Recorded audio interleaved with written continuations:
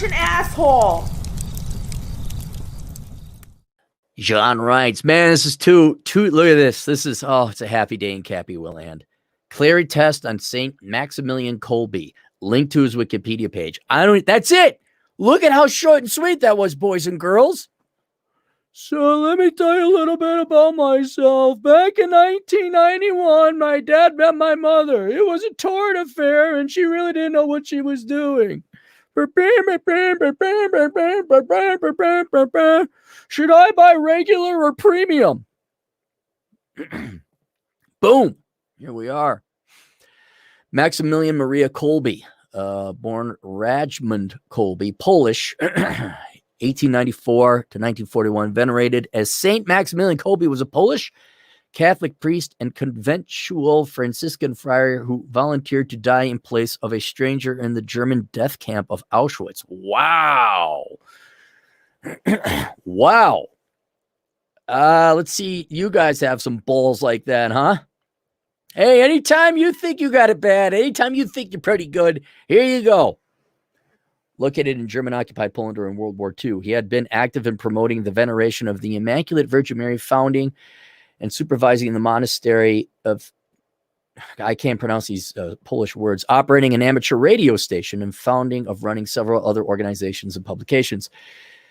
On October 1982, Pope John Paul II canonized Kolbe and declared him a martyr of the charity. Catholic Church venerates him as the patron saint of amateur radio operators. I gotta wait. Hey, hang on. Is there a patron saint of podcasters? Patron saint of podcast. There's got to be. You got amateur radio. There has to be a patron saint of podcasters. Patron saint of podcasters. See, here it is. Oh, the unofficial. Come on, Catholic Church. Get with the times. Come on, man. St. George Preka, unofficial patron saint of podcasts. Two trainee priests from Oscott College in Birmingham, England, have adopted Malta's own St. George Preka as the unofficial patron saint of podcasts for the successful Vocation Cast series of podcasts, was reported this week. The pair, Dan Fitzpatrick, a youth worker before he entered the seminary, and Frankie Mulgrew, former comedian, also in his fifth year, and soon to become a deacon, began Vocation Cast these guys, those are the guys with the hustle. Those are the guys who should have done podcast pastor. Those are the guys. How long is it going to take the Pope to get off his fat, lazy ass and go make head? Oh, yeah. Patron saint of podcasters. All right. Patron saint of amateur radio, drug addicts, political prisoners, family. How many? Whoa.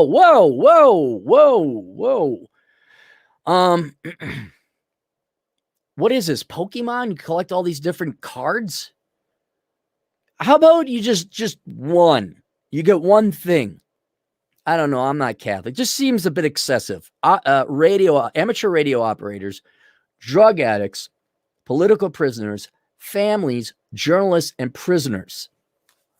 I don't know. It seems a lot. The patron saint of our difficult century, his feast day is August 14th, day of his death. All right, early life. Born 1894 in the Kingdom of Poland, which was part of the Russian Empire. He was the second son of weaver Julius Kolbe and midwife Maria Dabrowska.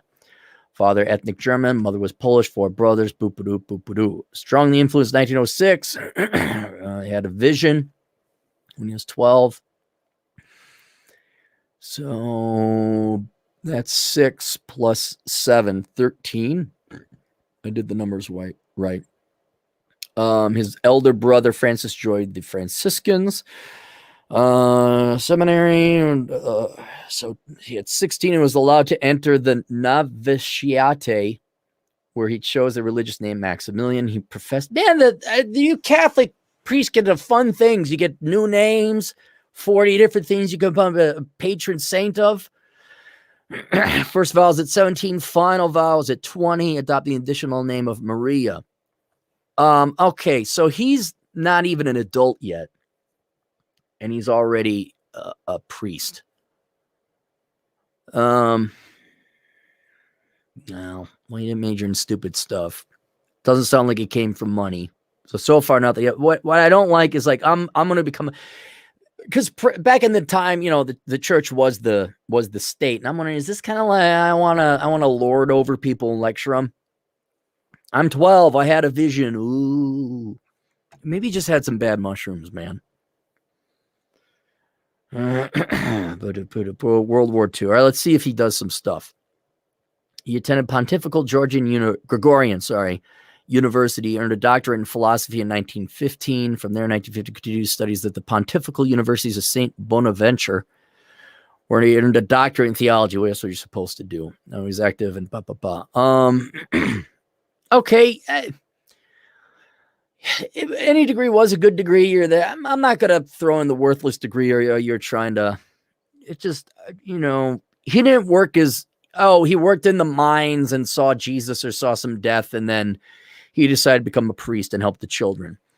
Midst of the studies, World War I broke out. Maximilian's father, Julius Kolbe, joined Josef Pilsudski's Polish legions fighting against the Russians for an independent Poland, still subjugated and still divided among Prussia, Russia, and Austria. Julius Kolbe was caught and hanged as a traitor by the Russians at the relatively young age of 43, a traumatic event for the young Maximilian. During his time as a student, he witnessed vehement demonstrations against Popes Pius X and Benedict XV in Rome. Anniversary Freemasons organized the Militia Immaculate, Army of the Immaculate One, to work for conversion of sinners and enemies of the Catholic Church, specifically the Freemasons, through the intercession of the Virgin Mary. So serious was Kolbe about his goal that he added to the miraculous medal prayer. Of course, for all those who have not have recourse to thee, especially the Freemasons, those ordained a priest in 1918, returned to Poland, active. He was strongly opposed to leftist and particular communist movements. He taught at the seminary, suffered from tuberculosis, leave of absence, founded periodical. I don't see a lot of physical labor. But you mean you're a priest. You're not supposed to do physical labor. 1913, missions in East Asia or Shanghai failed together following there. He moved to Japan, where by 1931, whoa, that's risky. I'm wondering where he runs into trouble with the what was the radical group in Japan? Shida? What was that called? Shintoism? Was that it? No, that wasn't it. The Japanese were all like militant and invading China. The thing of Shanghai. Left Japan for Malabar, India, found another monastery, which has since closed. Absence. He's kind of traveling around doing it. He started a radio station. 2 years later, 1938, he started radio station. Held amateur radio license with the call sign SP3RN. After the outbreak of World War II, Kolbe was one of the few friars who remained in the monastery, where he organized a temporary hospital. After the town was captured by the Germans, they arrested him. See, I'm trying to figure out what he did. Was it they had radio operations? He was later released. He refused to sign the Deutsche Volksliste, which would have given him rights similar to those of German citizens in exchange for recognizing his ethnic German ancestry. Well, I don't know why he wouldn't do that. He was German. He wouldn't be lying. Upon his release, continued to work as a friar, where he and other friars provided shelter to refugees from Greater Poland, or to include 2,000. Oh, here's where he ran into trouble, including 2,000 Jews who he hid from the German prosecution. Kolbe received permission to Act Publishing House as a number of anti-Nazi German publications. Auschwitz. 1941, the monastery was shut down by the German authorities. The day Kolbe and 4 others were arrested by the Gestapo and imprisoned in Piwiak prison. He was transferred to Auschwitz as a prisoner, continuing to act as a priest, and subjected to violent harassment, including beatings and lashings. Once he was smuggled to a prison hospital by friendly inmates.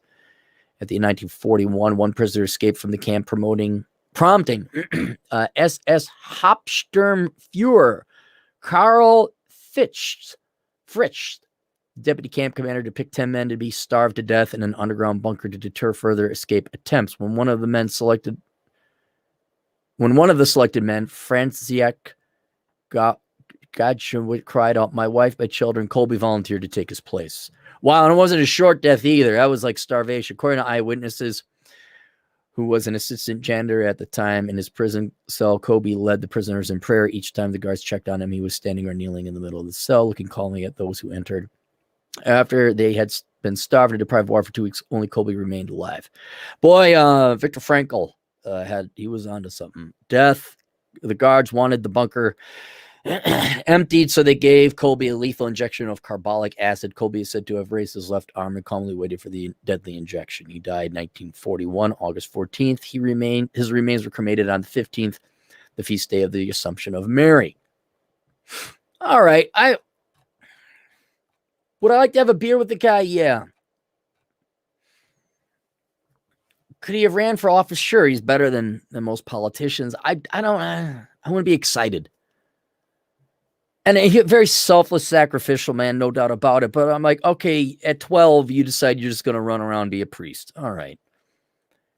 And then he didn't sign the thing, which means if you were kept out of the camp, you could have done more. I'm an economist, all right? That's the analysis. And it was a very heroic thing and a selfless thing for you to take the place.